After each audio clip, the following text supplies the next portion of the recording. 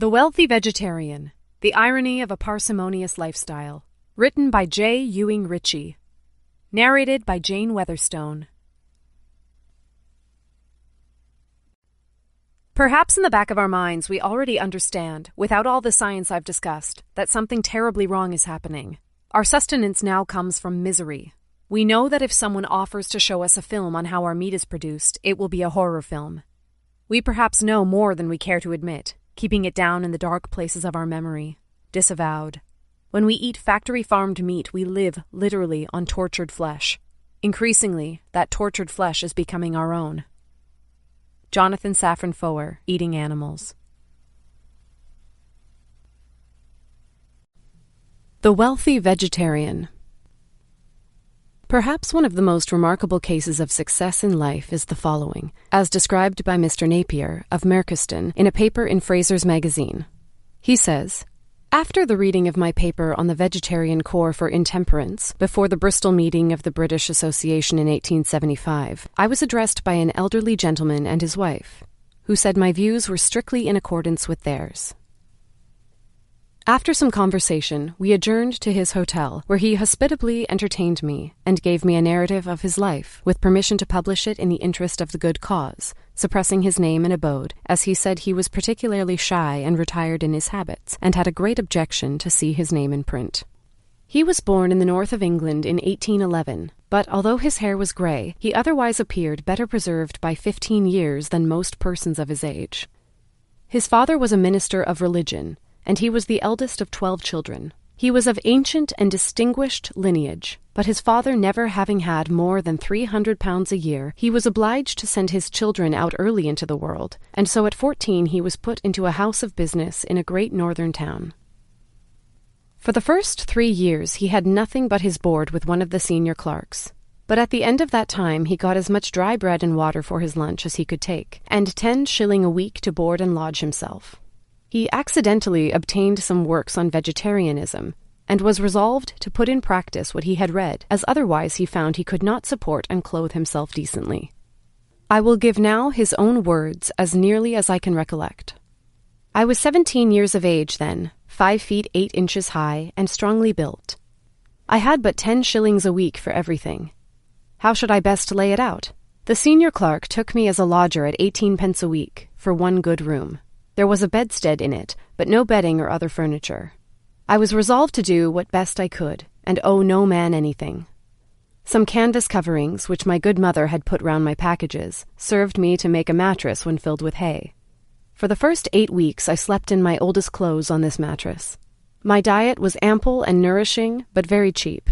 3 pence a day was the cost. About 1 pound of beans, which did not cost more than a penny, half a pound of bread daily, and 2 halfpenny cabbages, and 3 pounds of potatoes in the week. 2 pennyworth of seed oil, 1 pound of twopenny rice, and about a farthing's worth of tartar from the wine casks constituted my very nourishing diet. When my parents sent me a basket of fruit, I indulged in it freely, but I did not care for it unless the carriage was paid, which was not always the case. Thus 1 shilling 9 for my food, and 1 shilling 6 for my lodging, and 9.5 for my fuel and light, left me 5 shillings 11.5 for other purposes. At the end of the 8 weeks I have specified, I was in possession of above £2. It took me nearly this sum to purchase a straw paillasse, blankets, sheets, and pillows second-hand. I persevered for another year on this diet, and found myself in possession of about £12. As I had some respectable acquaintance in the town, I resolved on spending this sum in furniture, in order that I might have a decent room into which to ask my visitors. Taking a lesson from the poet Goldsmith, I had a bed by night, a chest of drawers by day, so that my apartment, alternately sitting room and bedroom, was suitable for lady visitors. I often invited the lady you see sitting opposite to you to take tea on Sunday with me and then go to church. She was my own age exactly, and was the prey of a cruel stepmother. She was, in fact, a sort of Cinderella in a large family. Her stepmother aimed at marrying her to a widower of 45 with 7 children. But this my young girl of 18 objected to. Her father at first sanctioned our engagement, but when a suitor in a good position came forward for his daughter, he forbade me the house and made her walk daily with the gentleman whom we nicknamed Number 45. I resolved to marry her as soon as I could furnish 2 more rooms and had laid in a good stock of clothes. My young lady studied my vegetarian books and determined not to eat any meat at home. All the family laughed at her, but she was sufficiently resolute to withstand ridicule. She told her father that, he having once sanctioned her engagement to me, she must be bound to me and could not accept anyone else. Her father remonstrated with her, but it was of no use. At the end of the 2 years, when I had just passed my 20th birthday, I called on her father and said, "I now have 3 rooms well furnished and am able to keep your daughter. I want you to fix a day for my marrying her." He pressed my hand warmly and said, "Well, I will, and give you my blessing into the bargain." He was a good-hearted man at bottom, but too much ruled by his wife. He gave my wife a good large outfit and a purse of £10, and her stepmother even gave her £2, and her brothers and sisters bought her a family Bible, and one of them wrote in it, "At the end of 10 days their countenances did appear fairer and fatter of flesh than all the children which did eat the portion of the king's meat." Daniel 1:15. The old gentleman laughed very much when he told me this, and said that the vegetarianism of Daniel had been the text of many a sermon which he had preached to his children, who, profiting by so good an example, were all vegetarians. But to resume. I found myself married and very happy, but with 10 shillings a week only. We laid out our money as follows. We paid 3 shillings 6 for 3 rooms, 1 shilling for fuel and light, 3 shillings 6 for food, and had 2 shillings for other contingencies. Our food consisted of bean stew 3 times a week, potato pie twice a week, puddings without eggs twice a week, carrots, turnips, or some green vegetable daily. Our breakfast was porridge, either of corn or oatmeal. We ate bread with it, thus ensuring mastication and rendering butter, milk, tea, coffee, or cocoa unnecessary.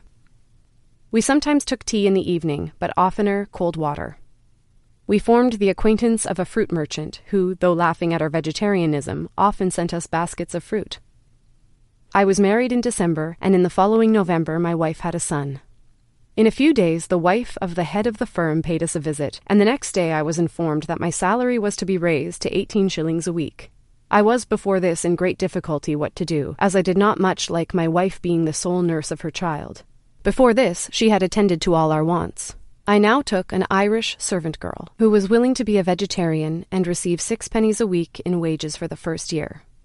I was in possession, at the end of my 2nd year of married life, of £10 sterling. I will now tell you how I invested it.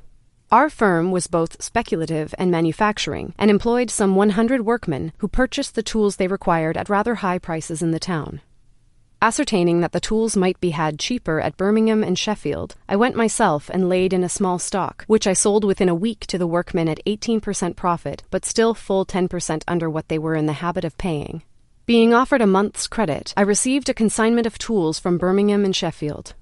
At the end of a year, I found myself in possession of £150, which I had made by the sale of these tools to our own hands.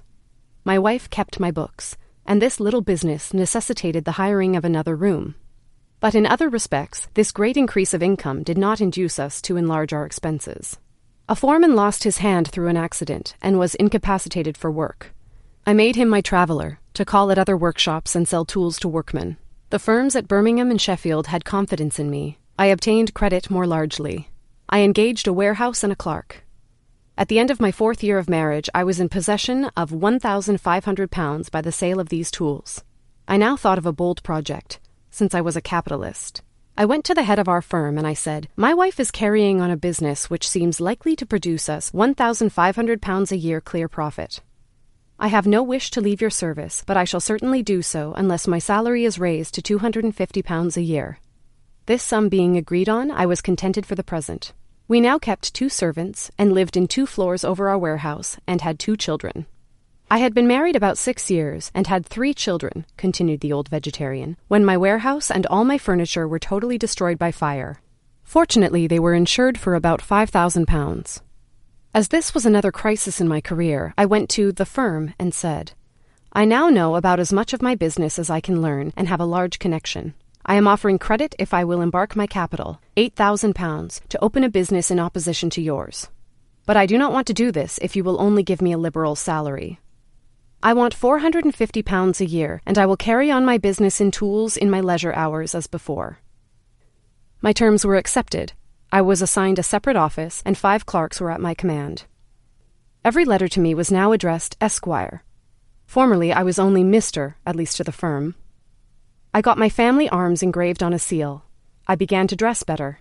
I kept 3 maidservants and a page, and lived in a house out of the town, a roadside villa with vegetable garden, bringing my expenses within the £450 a year, reserving the profits of my business for the increase of my capital. The heads of the firm, 2 brothers, paid a visit to Ireland, and, coming back, a terrific storm arose.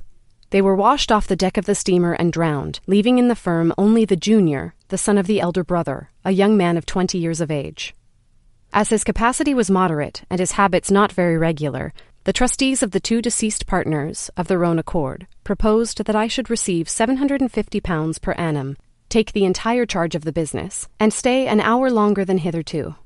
But after 6 months, finding that I lost rather than gained by the arrangement, as it encroached on the time I had hitherto devoted to my private business, I plainly told the trustees that I must be taken into partnership, or I would abandon the concern and establish a rival business which might very seriously damage theirs. They proposed that I should be partner for life, with £1,500 a year as a first charge on the profits of the business, but should have no right to leave any part of it to my family, but should have 2/3 of the profits as surviving partner in case of the death of the present head of the firm without children. A deed was executed to embrace these provisions, and I bound myself not to enter into any other business which would aim to rival that of the firm. On this I took a superior house, kept a horse and open carriage, 2 gardeners, and otherwise lived at the rate of about £1,200 a year. My wife now retired entirely from business, which she had seen after for about the half of 3 days in the week. About 4 years after this, to my sorrow, but at the same time pecuniary advantage, the young man, my senior partner, died, after a few days' illness, from pleurisy brought on by bathing. His constitution was mainly built up on beer, beef, and tobacco. I, a vegetarian, was never ill after bathing. This young man was a martyr to the abuse of stimulants, who his foolish doctor encouraged in their use. I have made my will, and none of my children shall inherit a penny if they are not at the time of my death vegetarians and total abstainers. We had been so absorbed in business since we were married that we had not for 10 years taken a seaside holiday. So in the summer of 1846, we determined on a yacht voyage to last 2 months, from May 1st till July 1st, round the coast of Ireland. We hired a yacht of 14 tons, 4 men and a boy. My wife and the 3 eldest children and self went on board at Liverpool, and we had a most enjoyable sail until we reached the northwest coast of Ireland. We landed and explored many rocky bays, and I collected many beautiful seabirds' eggs, and shot many of the more uncommon of the sea-fowl, of which I have at present a trophy of stuffed birds 9 feet long in my hall. Wishing to see the wildest part of the Irish coast, we sailed for the Aran Isles, and landing there, spent some days in examining the curious stones for which these islands are famous. Some fishermen there spoke of an isolated rock in the sea, about 1/4 of a mile long, very high, with a cavern in it, as the haunt of myriads of seafowl, some of species found nowhere else in the same abundance. With one of these fishermen as our pilot, we reached the spot. There was a heavy swell round this island rook, and we had great difficulty in landing. We determined to anchor the yacht about half a mile off, and proceed to the island in the boat with 2 of our men. Thinking we might like to spend the day there, we took with us 2 bags of rice, a basket of oranges, some loaves of bread, some peas and beans for soup, and utensils and wood for cooking. In order to afford a seat for the children, a tin chest from the cabin, full of a variety of provisions, was put in the boat's stern, and we embarked, my wife expressing a regret that the provisions had not been emptied out lest they should make the boat too heavy. With great difficulty we managed to run the boat into a chasm about 20 feet wide and 100 feet long in the cliff, which was high and very precipitous. This chasm formed a miniature harbor where the boat could lie without any danger of being swamped, in deep water close to the cliff, against which it was moored to a projecting rock, as to an artificial quay. It was a considerable scramble to get out of the boat and up the cliff. We just managed it, and landing our provisions, one of our men made a fire and acted as cook, while we wandered over the island and explored the cave. It was, in fact, a sort of twin cavern, 2 branches having one entrance, that on the right side was about 150 feet deep, and was not tenanted, as it had no exit. That on the left hand was a tunnel of even greater length, and about 40 feet high. It was the nesting place of many seabirds: cormorants, puffins, guillemots, razorbills, several species of seagulls, the Arctic tern and gannet very abundant, and a few pairs of the shearwater. Of some sort we took a good many eggs. We packed baskets with at least 100 dozen. I did not shoot, as I did not like disturbing the birds. They were so tame, being but little accustomed to the visits of man. There were some goats on the island, which we conjectured had swum ashore from a shipwrecked vessel. This plateau, which was the highest part of the island, was reached by a path ascending about 200 feet. It was a beautiful emerald meadow, bounded by almost precipitous cliffs, which my eldest boy and I climbed up, but my wife declined the ascent. At about 5, we sat down to our dinner of pea soup, boiled cabbage, bread, haricot beans, batter pudding, and fruit. We were seated in the entrance of the cave when suddenly a storm sprang up. The wind was so violent that though we sadly wished it, we did not deem it prudent to get back into our boat to rejoin the yacht. One of the sailors went on a high part of the island to observe, and soon informed us that the yacht had apparently dragged its anchor and was fast disappearing. We were all in a sad dilemma. Leaving my dinner unfinished, I, with my eldest son, went up the cliff. The yacht was nowhere to be seen, and the wind was so violent that we were hardly able to keep our feet on the cliff. I came down and said we should be obliged to pass the night on the island. Accordingly, the sailors brought out of the boat all we had left in it, including some shawls, a large fur rug, and 2 sails and a quantity of tarpaulin, which we had intended to sit on had the ground been damp. Lighting a small lamp, I made a careful survey of the right-hand cavern. It was not straight, but turned at a sharp angle. The floor was dry, as were also the walls. I collected a heap of loose, dry sand 8 or 10 feet long by as many feet wide, and in this I spread the tarpaulin, and over this some shawls. As it got dark, myself, wife, and 3 children lay down on this extemporized bed, covering ourselves with the large fur rug. The wind made a great noise. The sailors lay down a short distance from us, wrapped in the sails. The next morning, between 5 and 6, we were all up, and I made an inventory of our provisions. We had about 8 pounds of oatmeal, about the same quantity of haricot beans, about 14 pounds of lentils, about 12 pounds of maize flour, 3 pounds of arrowroot, 2 pounds of potatoes, a cabbage, 4 loaves of bread, and about a dozen oranges. With economy, we had vegetarian provisions to last a fortnight, if we could get fresh water. As yet we had found none. In the cavern where the seabirds were, there was a patch of green moss on the wall, nearly obscuring a deep crack, extending for some yards into the rock. On putting my ear to the crack, I distinctly heard water dropping. I tied a towel to a walking stick and poked it into the crack, and pulled out the towel dripping.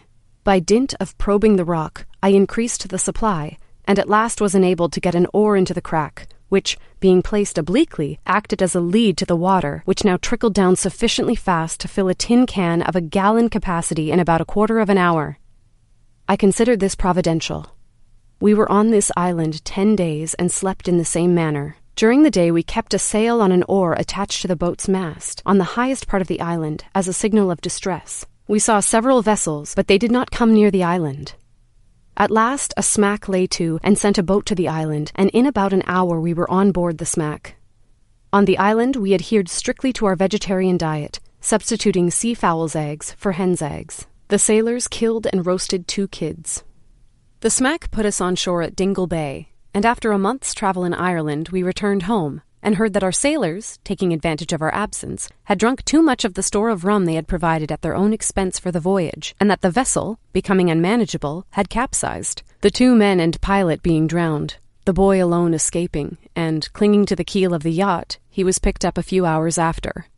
The yacht was righted by some fishermen, and eventually brought to the Isle of Man, where she was claimed by her owners, who had to pay a salvage of 70 pounds. As this incident had occurred during my hiring of her, I recouped them of part, and received back my baggage, not so very much injured as I expected. At the bottom of our box of provisions were some seeds from our garden, which we were carrying to distribute amongst the poor Irish at the places where we landed. So, thinking that some future shipwrecked wanderers might be benefited thereby, I cleared a patch of ground and planted carrot, parsnip, and cabbage seed before I left the little island, hoping, but not expecting, the goats would leave the tender vegetables unmolested. I had been married about 16 years when I resolved to print a pamphlet on the subject of vegetarianism, giving my experiences and those of my wife and family. I gave away 2,000 copies, and with some result, for they were the means of adding over 40 to the vegetarian flock. In this pamphlet, I propounded a scheme for the renovation of my neighborhood on vegetarian principles. At this time, I employed about 8 servants, male and female, in the house and garden. I gave the men 14 shillings a week to find themselves, and they were allowed a certain proportion of such common vegetables as potatoes, carrots, turnips, and onions free. Being married men, they had each a distinct cottage, large and comfortable, with an ornamental flower garden in front and a fruit garden at the back. They were built in the Gothic style after my own design. Each of them kept bees and fowls for their own profit. Their style of living was the envy of all their neighbors. I allow none of them to take lodgers, and insisted on cleanliness. No rooms were papered, but all were whitewashed annually. During the many years that have elapsed since the first cottage was built, according to this plan, I have added to them until the number has reached 14. They are mostly inhabited by Scotchmen. They are all temperance men, anti-tobacco, and mostly vegetarians. I do not give a man a cottage to himself until he is married to a clean, orderly, industrious woman. My laborers' children turn out well. One cottage is inhabited by my second gardener and his wife, without children. She teaches the boys and girls of the other cottages, and has done so for 20 years. I pay her £30 a year. She was a trained schoolmistress before she was married. My head gardener is a religious man, and holds divine service in one of my barns for about 100 persons connected with the estate. It is like a mother's meeting, children of all ages being present. I am not sorry for this, for the parson of the neighborhood is a great man for beef and beer, and his influence I dread on my little Arcadia. My head gardener now and then gives a lecture on vegetarianism in schoolrooms, and we too have drawn up a table suggestive of expenditure for rich and poor. Out of his wages, he keeps his father and mother and 2 maiden aunts comfortably at an expenditure of about 7 shillings per week. He is an Aberdeenshire man and about 40 years of age. I hope his eldest son will become an eminent man, and I am paying for his education at one of the universities on account of his extraordinary ability and fine natural disposition, and also on account of the respect which I feel for his father, who has helped me to carry out my principles on my estate. This man's parents and aunts live in Aberdeenshire and have never been on the parish. The laird gives them 3 rooms over an outhouse at 6 pennies a week. They spent 2 shillings a week on oatmeal and 1 shilling a week on milk. They grow vegetables enough to make a stew for dinner. A shilling's worth of flour gives them a meal of bread in the evening. They eat their bread without butter, but with their vegetable soup, made either of peas or beans. 3 pennies buys what condiments or groceries they require. They are always clean and tidy, and gather what fuel they need from the peat on the moor. The blind aunts are very strong, whereas the father is very feeble. They work the garden and collect the wood, he going with them to lead them on their way. My gardener has drawn up a table how an adult man may supply himself with wholesome food, lodging, and clothing at 7 shillings 6 per week on vegetarian principles. He can get a room unfurnished for 1 shilling a week. He can get his attendance, to a certain extent, for 1 shilling a week extra. His broad bill need not be more than 1 shilling 6 per week. 1 shilling 6 for green vegetables, including potatoes, 6 pennies for butter or oil, 6 pennies for cocoa, and 6 pennies for groceries, 6 pennies for clothing, 6 pennies for washing. So the money is spent. Some of my gardener's sons, trained on the estate, spend no more when they go away from it. In one of them, named Dickinson, I have always taken a great interest, as he was the firstborn on the estate, and for a humble working man he has had a glorious career. At 16 I gave him 16 shillings a week for attending to my stove plants. At 14 he had 10 shillings a week. When he was 18, a nobleman's steward saw him and offered him 30 shillings a week to superintend a great stove house. As I could not give such wages, I let him go, but with great reluctance. He wrote to his father that, although he got 30 shillings a week and many perquisites, yet he limited his expenditure to 8 shillings a week until they offered to feed him and house him, when he cut down his expenditure to 3 shillings a week. He could have had the best of meat, but he still preferred the vegetarian diet, and he induced 2 of the other servants, who were much troubled with indigestion, to become vegetarians. This vegetarian movement in the servants' hall attracted the notice of the nobleman, who was much pleased to hear of it. By the greater use of vegetables than had been done formerly, especially by the introduction of potato pie, haricot bean stew, and macaroni as everyday dishes in the servants' hall, a saving of £500 per annum was effected in the commissariat of the vast establishment. Therefore the nobleman was well satisfied, and presented my young Dickinson with a gold watch and chain, value £36, with an inscription acknowledging his economy and fidelity. Dickinson's head was not turned by all this, although his wages were soon after raised to £3 per week and all food found. When the nobleman died, his successor presented Dickinson with £250 accompanied by a flattering letter, and retained him in his service at a salary of £200 a year, Dickinson still living as he did before. After 18 years' service, he was pensioned off with £100 per annum and now has a nursery of his own and is reputed to be worth between £7,000 and £8,000, although he is not more than 40 years of age. He has married lately a most frugal but accomplished governess who has saved £2,000. She was not a vegetarian when he married her, but is so now. I am as proud of Dickinson as if he was my own son. His sister is a most exemplary vegetarian governess. She has induced no less than 8 families with whom she has lived to become vegetarians. And from her economy and her dress she has saved, in the course of 20 years of governessing, £400. On her showing me her bank book, I added £100 to it, and said if she saved £1,000 during my lifetime, I would add £500 to it. She is trying hard, and her brother has given her £110 towards it. My eldest unmarried daughter keeps my domestic accounts most beautifully, and audits those of any of the people I employ, with the object of impressing on them the advantages of economy. I have intimated to my children that in proportion as they save they shall inherit.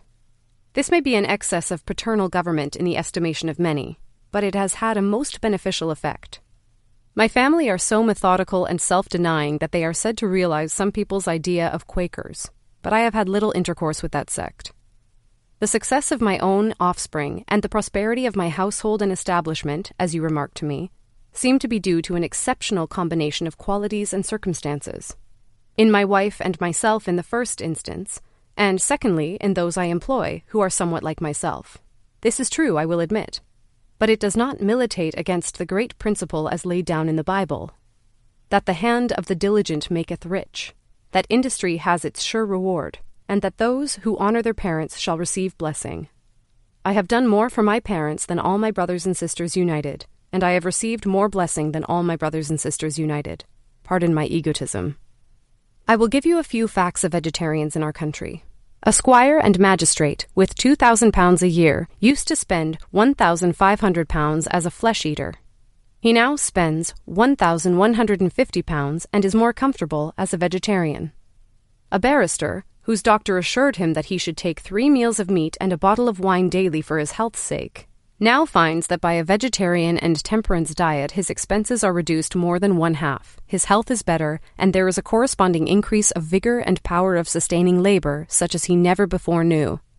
A struggling clergyman, whom custom induced, he called it compelled, to take 3 meals of meat daily, was under this system always in debt and obliged to send the churchwardens round every Christmas to ask for means to pay his way. Now, on the vegetarian diet, he balances his income and expenditure and is able to carry forward a few pounds every quarter.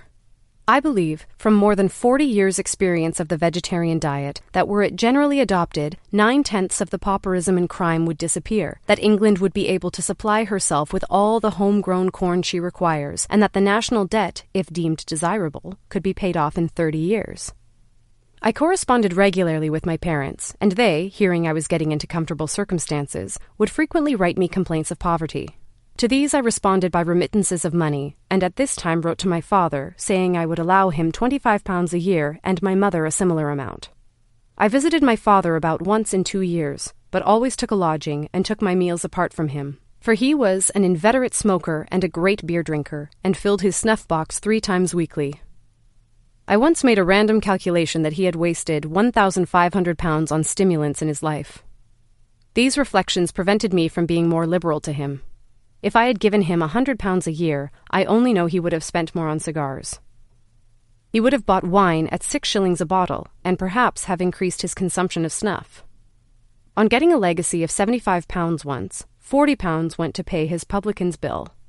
One day my father wrote asking me to accommodate my youngest brother and 2 sisters a few weeks, that they might see the sights of the town and get change of air. I wrote to my father that my wife and I would be very glad to see them, but they must not expect us to make any change in our vegetarian and temperance diet, but at the same time intimating that our style of living was very comfortable. There was an amount of formality between me and my father. He would sometimes call me, in derision, the Joseph of the family, because I went away from the rest and got rich, and I held his ill success in life to be owing to his improvidence and self-indulgence, and feared he might want me to keep the whole family in idleness. Accordingly, I was not very much pleased at his proposal to send my sisters and younger brother to me. However, I assented, and they came. My elder sister, Marianne, was one of those sulky, vain, indolent natures which neither my wife nor I can sympathize with at all. Public opinion was her god, and Mrs. Grundy her godmother. One day she said to my wife, "I wonder you can endure to live as you do with your means. It strikes me as being very poor and miserable." "Most people of your means have 3 meals of meat a day. Do you never feel tired of the vegetables?" My wife said no, and that she did not think she could preserve the same health and strength on a meat diet. My wife rose at 6 and went to bed at 10:30, whereas Marianne and her sister could not get down to breakfast till 10 at home. But when they were with us, we took care to have the breakfast cleared away at 8, so that if they came down at 10, they had to wait till lunch before they got anything to eat. This strict commissariat roused Marianne 2 hours sooner than usual. Marianne was fantastic in her dress, and talked a great deal of nonsense to the servants, endeavoring to make them discontented with the vegetarian diet, and one of them gave notice to leave in consequence. So I thought it was time to settle with my sisters, and I placed them in a lodging and gave them £2 a week to feed themselves as they chose. But they were welcome to come to our meals when they liked. To my surprise, although professing abhorrence of a vegetarian diet, they all came to take dinner and tea with us. My sisters were without watches or jewellery of any kind, and begged me to supply them. This I did, at a cost of about £40. My other sisters living at home, as well as those married and away, hearing of these gifts, wrote to me and demanded similar presents almost as a matter of right. I complied, although it cost me £120 more. I began to be weary of my family connections. They were no comfort to me, and my elder daughters began to be impertinent in consequence of the example of their aunts. My wife and I, when they left, resolved to drop all intercourse with them, lest the evil association might impair the discipline of our house. After staying 6 months instead of a few weeks, my sisters and little brother left, saying they would probably come again about the same time next year. True to their promise, they appeared the next year, and asked me to take a lodging for them as before. And as they had come without any invitation, I thought that I would now for the first time read them a moral lecture, which, for the sake of the other members of the family, I put in the form of a letter, which was a good deal to the following effect. I have a copy of it in my letter book at home. It began, "Dear Marianne and my sisters and brothers, after some prayer, I consider it my solemn duty to write to you and warn you of your dangerous position. There is not one of you that fears God. You are all steeped in self-indulgence of one kind or another. I won't mention names, but I put it to your consciences whether any of you have ever denied yourselves to do any good action, whether or not you have not lived lives purely selfish. You wrangled and quarreled like vultures at your meals, each demanding the largest share. You girls esteemed it degrading to make your own clothes when your milliner's rags were worn out, and adopted a style of dress which to my mind seemed a burlesque.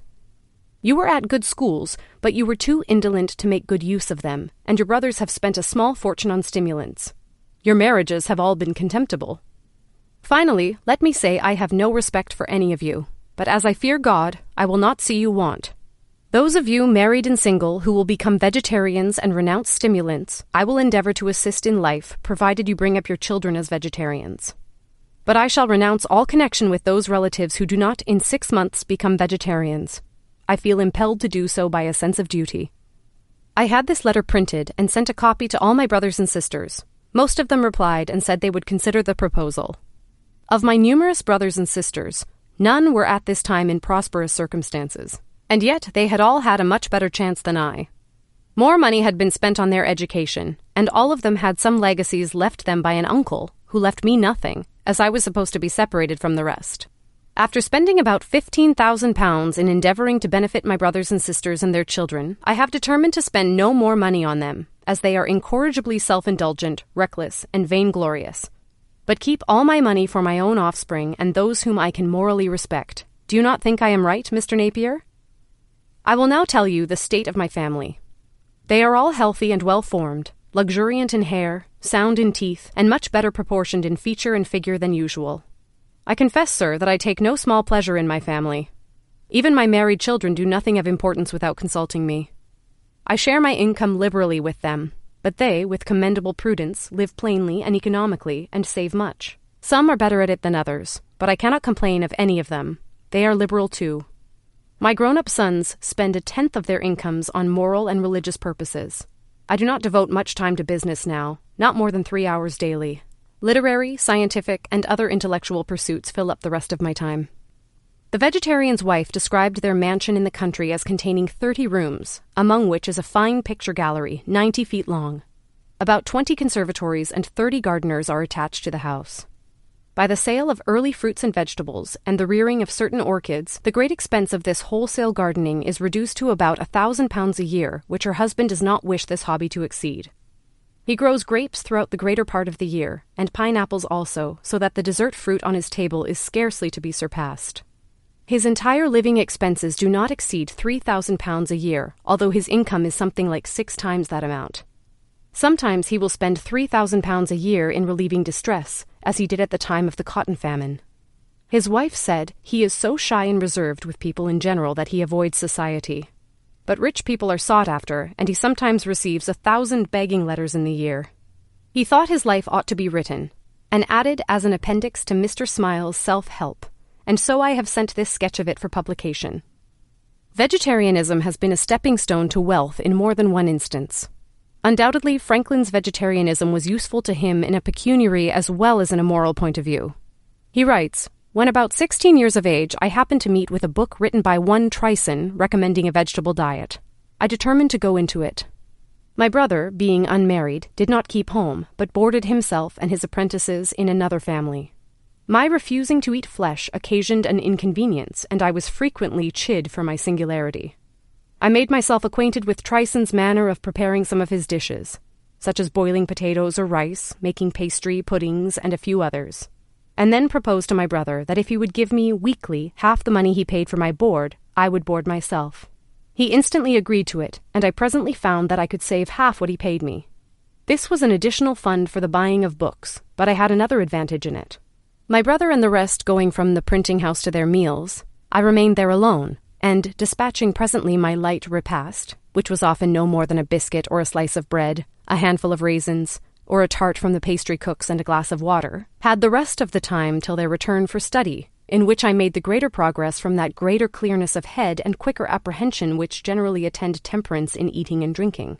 Now it was that, being on some occasion made ashamed of my ignorance in figures, which I had twice failed learning when at school, I took Cocker's book on arithmetic and went through the whole by myself with the greatest ease. I also read Sellers and Thorney's book on navigation, which made me acquainted with the little geometry it contains. But I never proceeded far in that science. I also read, about this time, Locke on the Human Understanding and the Art of Thinking by one of the writers of Port Royal. The vegetarians would do better did they exercise more of the grace of charity. In one of the numbers of Social Notes, Mr. Nunn, who is secretary of the Food Reform Society, is indignant at the bill of fare in the coffee public houses. The food is too stimulating and not at all in accordance with diuretic principles. They sell the highly seasoned and drunkard's thirst-creating and expensive corned beef and innutritious and indigestible ham and bacon. Worse than all, the unhappy directors, must needs of all miserable and doubtful food, sell pork sausages. And not only pork sausages, but wheaten bread. And not only wheaten bread, tell it not in 7 dials, but absolutely pander to the wretched drunkard's appetite for stimulating, innutritious, unhealthy, and expensive food by letting their customers have beefsteaks. Now, says the Echo, allowing all of Mr. Nunn's premises, and we gladly allow many of them, we think he is going a little too far, and certainly a good deal too fast. To attempt to entirely alter the food proclivities of the British workman while the experiment of the coffee public house is yet unsolved would, we humbly think, be decidedly of that character. It might be perfectly true that pork sausages and wheaten bread are not the most theoretically nutritious of food, and that they provoke thirst. Yet we fancy if the journeyman bricklayer could not get them in the coffee house, he would seek them in the public house, which it is the object of the directors of the former to win him away from. When one has to choose between gin and beef, we fancy even Mr. Nunn would agree that the latter is of 2 evils the least. Accordingly, we think that to a more convenient season it would be well to relegate the reformation of the coffee public house's bill of fare.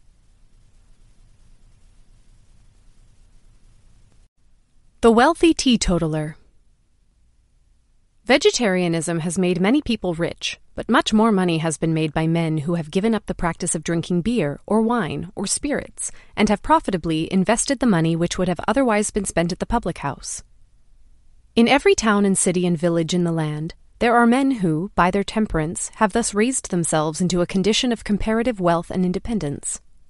I have met with hundreds of such men. Let me give, as an illustration, the career of Mr. James McCurry, who claims to be the teetotal father of the Reverend Dr. Robert Maguire. McCurry was born in Glasgow, as far back as 1801, and he is now, in the year 1878, a fine, hearty-looking old man with apparently many years of usefulness before him. His parents were working people, and when McCurry first went to work as a lad, his chief employment was to fetch in the drink for the men and for his reward to have a sup for himself. No wonder the lad at times drank, and, as he said, worked hard in the workshop, and worked with equal energy at the devil's workshop, the public house. Fortunately, he married a good wife, who was no friend to the whiskey, and owing to her influence, he left off going to the public house. But even then, when he came to London and got good work, he took occasionally to drinking. He writes, "I dearly loved my wife and child, but drink came between me and them. Ever on my senses returning, my remorse was horrible, more than I could bear. I longed to get away from my work, from London, anywhere. Hard times came, years of trial to my wife, of reproach to me, in which I was miserable when drunk and more miserable when sober. Happily, in 1828-29, he became a Christian man, and a very earnest one. But even then he had not taken the pledge, and had much trouble in consequence. Unfortunately, he was at work in Theobald's Road, and when the men were paid they used to go to the public house to get change, and McCurry went with the rest. One day, just as he was going through the passage of the inn, the head foreman, who was in the parlour, saw him passing and said, 'Come in here, McCurry,' and in the next moment he had handed me a glass of brandy and water which was lying before him on the table. He then said, 'Sit down and have a pipe.' Being called upon to do this by a man in his position, I did so, for I thought to myself I cannot very well say no. The tempter came in an insidious form, and I fell before his wiles. That night I was taken home drunk to my wife. She was fit to go beside herself with grief. There was I lying drunk in the house where for a long time past we had been so comfortable. I, who had been one of the visitors of the stranger's friend, I, who had gone to Guy's Hospital to talk to people about their soul's eternal salvation, there was I lying drunk. It was a dreadful fall for me. I went to my class leader about it. He said, 'Well, Brother McCurry, what is the matter?' I told him, but there he was, the man to whom I had gone for advice, sitting with a bottle of gin on the table and a jug of spring water. He filled up some and handed it to me. He said, 'You see, Mr. McCurry, you take too much. Take a little now and it will steady your nerves,' for I was trembling like a leaf. It is the accursed little, sir, that is the stumbling block to me. Never mind, you take a little of this, and don't be tempted to take too much." We need not say that Mr. McCurry took some of what was offered him, but he was glad to leave his class leader's presence, and church, and neighbourhood, and he went to work at Chelsea. There he met with a teetotaler, who persuaded him to go to a temperance meeting. He did, and became a teetotaler. The struggle at first was long and severe. Times were bad, and he had to borrow tools to go to work with. He had also at that time, 1837, much opposition to encounter from his fellow workmen, who often injured his clothes and his tools, and were ready to do him all the harm they could.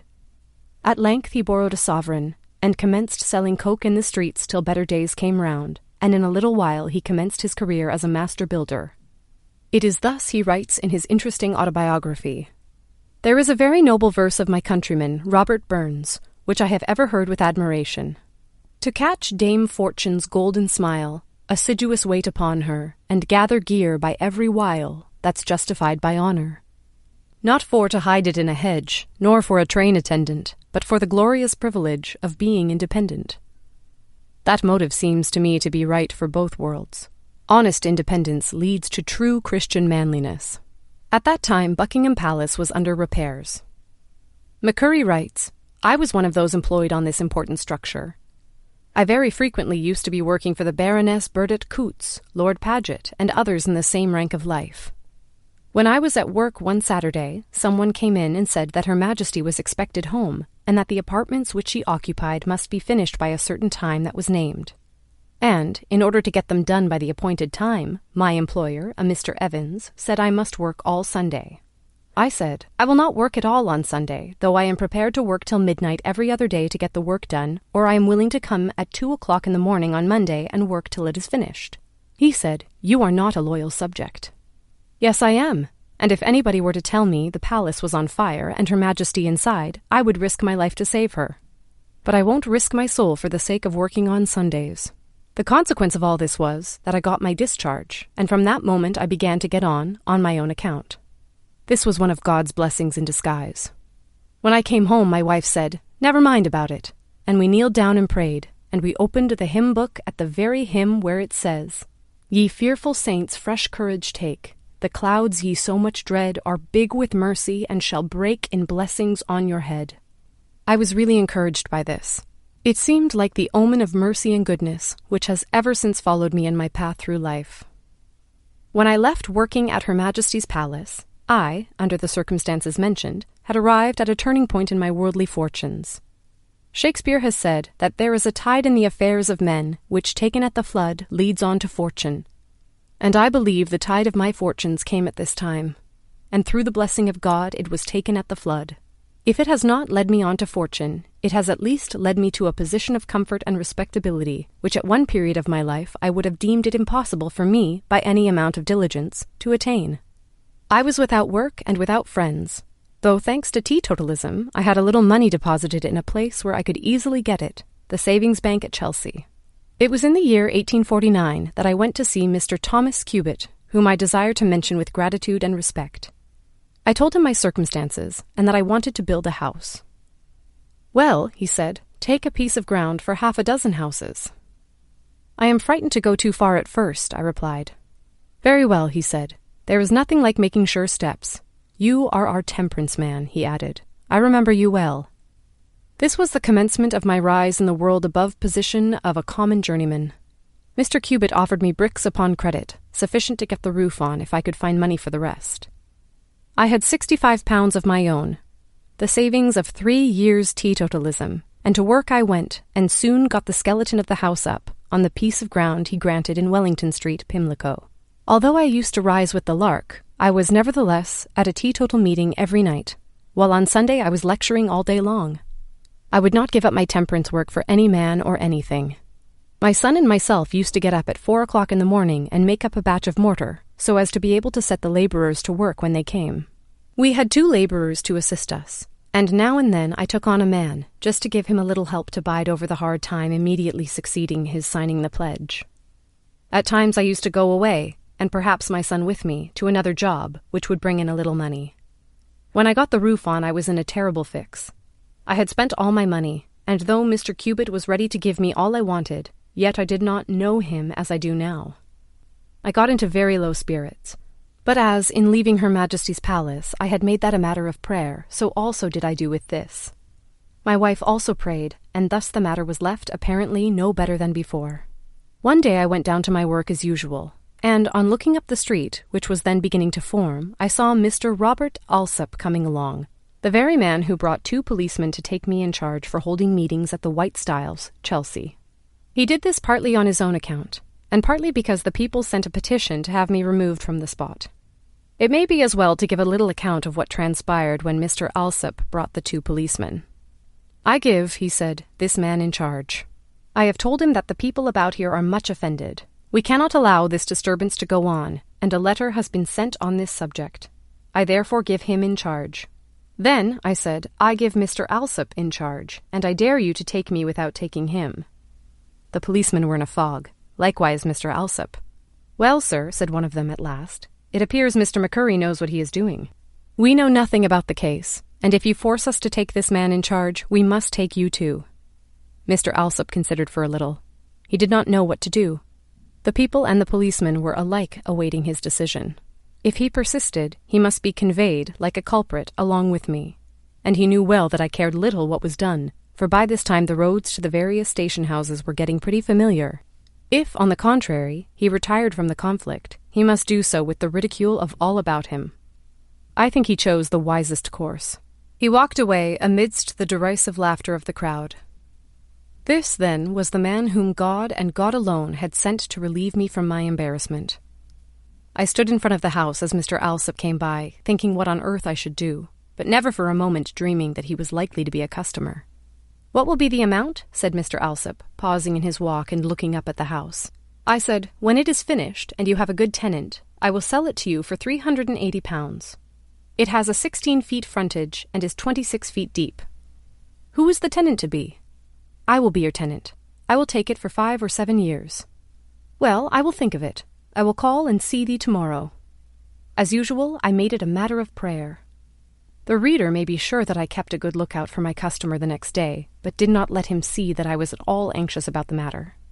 Have you thought about what I said? God knows I had not slept for thinking of it. Yes, I have, and I will take £380 for it, and be your tenant for 3, 5, or 7 years.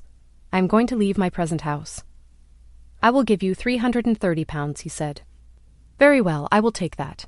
You know it is usual to pay a deposit?" "Oh yes, how much do you want?" "I have brought a blank cheque. £150 would be enough." "You can have more, say £200. "Very well, that will do." He filled up the cheque for the last mentioned amount, and we parted for the time. I was in the highest spirits. My difficulties had vanished. With this cheque, I could command all the remaining materials that I wanted. I went to Mr. Cubitt's office, got the boards for the floor and everything else, and sent the carpenters to work early and late. At last it was finished. Before this, however, I took ground for 2 more houses, which Mr. Alsop also bought. The first one I lived in myself for 7 years. This was the very man who had given me in charge 9 months before. I went on building and building until I gave up taking ground for 1 or 2 houses, but took it for 10, then 15, then 20, and then for 27. All one side of Besborough Street was built by me. My son was an immense help to me. Of course, as might have been expected, my career was not one of uninterrupted prosperity. Things went very hard with me once or twice, but my troubles were chiefly owing to the political commotion of the times, which disturbed trade and unsettled men's minds. The Chartist riots did me some harm, as did also the Fergus O'Connor disturbances and some trade disputes. It was during the time of the Chartist disturbances that my troubles reached their climax, and that I really thought that results, for which I had so long labored, were about to be removed from my reach forever. One day, when I was really unable to say how my engagements were to be met, one of my foremen came and said there was a gentleman waiting to see me about a house. I said, "Don't bother. No one wants to buy a house in these times." "But he is a decent-looking man," said the foreman. "It's no good. I see no hope of getting out of the present difficulties, and I shall have to discharge you all. I advise you to see the man. He looks a businessman." I went to see the gentleman, who was no other than the father of Dr. Moore. As it happened, this was another turn in my life. "What do you want for this house?" 700 guineas. "Well, I will come and look at it on Sunday with my son." "I can't show it to you then. I don't do business on a Sunday." "Very well. I don't know that I can come again." The next day, which was Sunday, passed in a very uncomfortable manner. Listening to the sermon, even the thought flashed before me as to whether I had not better have made the appointment, but it was dismissed at once. I was almost glad when the Sunday was over. The next day really had an impression that he would come, and I said so to my wife. She agreed with me. At 10:30 that morning, to my great delight, the bus stopped at the corner of the street, and the young doctor and his father alighted. "I have told my son," said the doctor, "that you wouldn't let us see your house on the Sunday, and we both say you did quite right. If a man can't do without working on a Sunday, he will never do with it. I went to sea when I was 14 years of age, and have travelled the world almost twice over, and I have done my business without working on Sunday." He looked at the house and liked it very well, and then said, "I will give you the money in Dutch consols." "Well, doctor, I don't know what Dutch consols really are. I want 700 guineas in British money." He left me, the matter being still rather uncertain, but the next day he came to see me again, and I took him into my parlour. He said, "I have the money ready, £50 for a deposit. I have brought it in money, as perhaps you will like it better that way." "Thank you, I will give you a receipt." "No," he said, "you needn't. I know your countrymen are a respectable lot but for the drink, and I know you will not want to be paid twice." The business was settled, and a friendship sprang up between myself and the old gentleman, which lasted until he died. The arrangements for his funeral were entrusted to me and were carried out without any of the men employed being allowed to partake of intoxicating drinks. In this way, those disgraceful scenes which so frequently are associated with funerals were altogether avoided, and I was subsequently complimented by Dr. Moore, Jr. on the highly respectable way in which the arrangements were carried out. But poor McCurry, when he had become well-to-do and happy in his surroundings, had much to do from intemperance in others. His eldest son fell a victim, and so did several members of his wife's family. One son, who became a teetotaler when his father prospered in the world, unfortunately in the course of his business, met with an accident in falling from a building which caused his death at the early age of 41. After providing for his family, he did not forget, says the temperance record, the benevolent institutions of his country. He has left £100 each to St. George's, Westminster, and consumptive hospitals, £100 to the Strangers' Friend Society, and £600 to the Total Abstinence Cause. One of old McCurry's converts said to him one day, "You inoculated me into teetotalism on the White Stiles, Chelsea, at a time when I had not a sixpence. I signed the pledge at one of your open-air meetings there 15 years ago, and am doing well, as you may judge from the fact that I have now 3 houses." It is thus clear that, in many quarters, teetotalism has not only saved men from ruin, but has made them rich as well.